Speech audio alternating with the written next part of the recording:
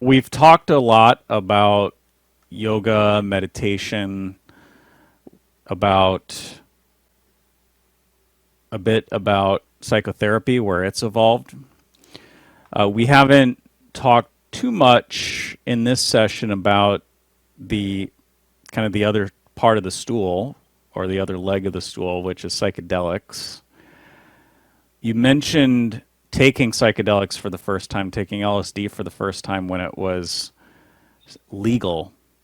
Mhm. And in the half century since then, it's become not legal. However, interestingly, kind of coming full circle, we're now starting to enter a phase where psychedelics are becoming a bit more accepted, and they're considered being considered for treatments for mental illness. And there's some research that goes along with that. I haven't followed it too closely, but I'm assuming that you have followed this a little bit. Yeah, quite a bit. Mhm. So there was research was being done way back in the 50s and early 60s. A lot. There was probably hundreds of papers written, research papers written using LSD primarily in clinical settings and with similar in a similar way that they're being used now with patients having eye shades, listening to music.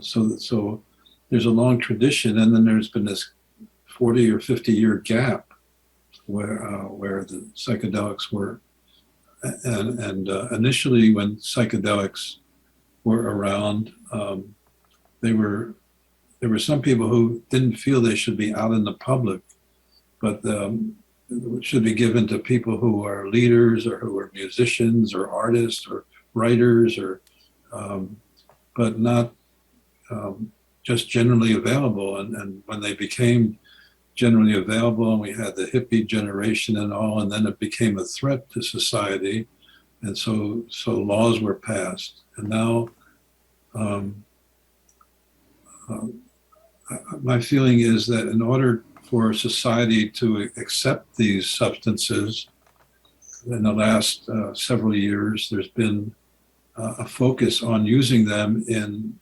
research situations, and with some very successful results, especially with, for example, MDMA being used to treat post-traumatic stress disorder. It's found that about two-thirds of the of veterans who have post-traumatic stress disorder um, report after different periods of time that they no longer fit that category of disturbance. And so it's being fast tracked now to become hopefully the research, it will be approved by the FDA and it'll become available as a treatment technique outside of research settings. So there's a lot of progress, and a lot of other psilocybin's been used a lot in other studies, and I feel like these substances are going to be, and there's a lot of articles in various publications talking about how these substances are uh, quite an amazing new way of treating various kinds of disturbances, depression and anxiety and end of life anxiety and OCD, and the list goes on and on. And I think this is a great moving forward in um, making these more part of society. But at the same time, it's a particular and limited way of using these substances.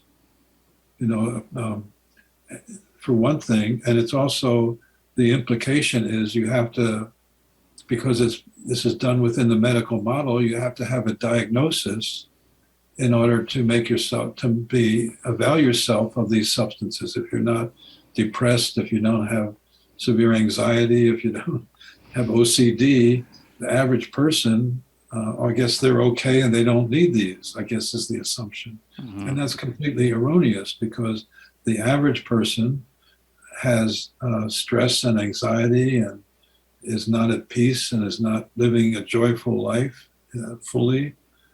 And so they're just as much valuable for anybody, not anybody, there may be some people who would not benefit, but for the vast majority of people who are suffering or who are in the pain of disconnection, the pain of not feeling unconditionally loved, it's just as valuable for them. And so, um, uh, these substances are being used outside of the, not legally, but outside of the medical model by quite many people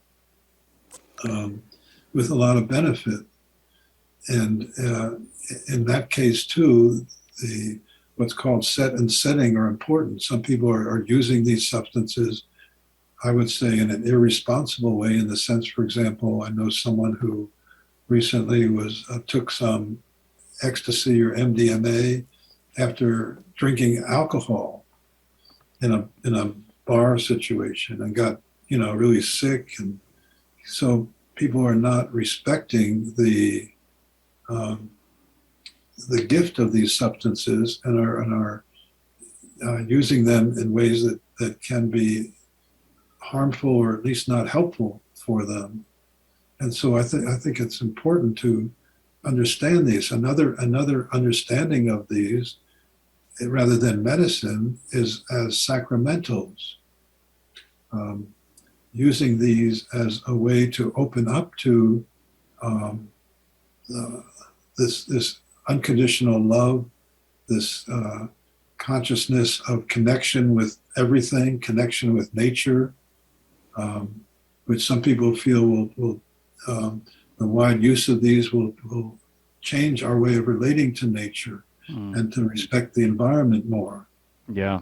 So there's a lot of other ways that these can be used. The term recreational use has gotten a bad name, and I think careless use, in situations that are chaotic, or threatening, or uncomfortable, is not good, because whatever is going on, these substances will amplify. And if you're in an uncomfortable where people are not relating well to each other, or someone's angry at somebody in the environment you're in, you're going to react to that more intensely. And so it's important to have a benign and supportive environment if you're going to benefit. So I think recreation tends to be used for a term for a careless use of these substances. To me, though, recreation means recreation. And when we use the term recreation in other contexts, it means, freeing ourselves from our cares and worries and recreating ourselves and coming into relaxation and contentment and ease and so on. And so there's a vast field, although it's now illegal in this country, and it's changing. Laws are changing in Oregon, in Oakland, in Denver, where possession of some of these substances is not according to the law, not going to be pursued in a way of where it's prominent amongst the police forces. So that's changing too. So there's all kinds of other ways of taking psychedelics. For example, being in nature rather than in a room with your headphones and listening to music with a therapist, that gives one a sense of connection and awe. Taking it in a museum, for example, substances, and having it in the context of body work that help one get in touch with, appreciate their body and open up ways that are constricted. There are many ways to learn and to grow with these substances that are still potential.